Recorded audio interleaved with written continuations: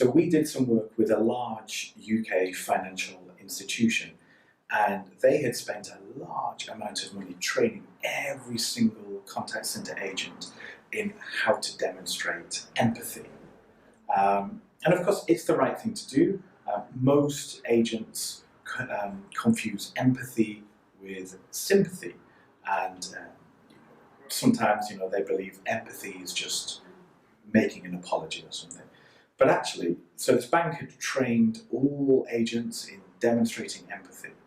When we did our analytics, about 7% of all incoming calls into their big contact center required the agents to demonstrate empathy. And of course, if you think about the 93%, hi, I'd just like to set up a direct debit. Oh, of course, absolutely. How do you demonstrate empathy in that context? And the really, really fascinating thing is, in those 7% of conversations, customers phoned up frustrated, payments had gone missing, or whatever the situation.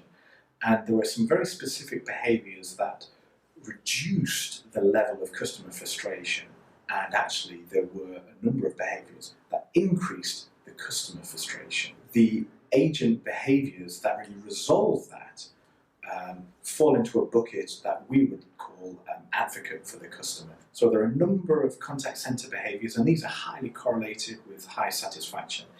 It's first an acknowledgement, an appropriate acknowledgement of the frustration. I absolutely understand you're frustrated, I would feel the same.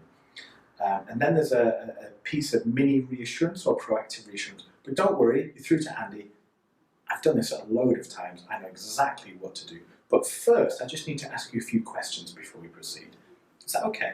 So you're empathizing, but you're acknowledging the situation, you're reassuring them, you're taking ownership, don't worry, I'm going to fix this for you, and you're putting in some signposting. So that little bucket is really, really important, and you only see that in very, very satisfied customer outcomes.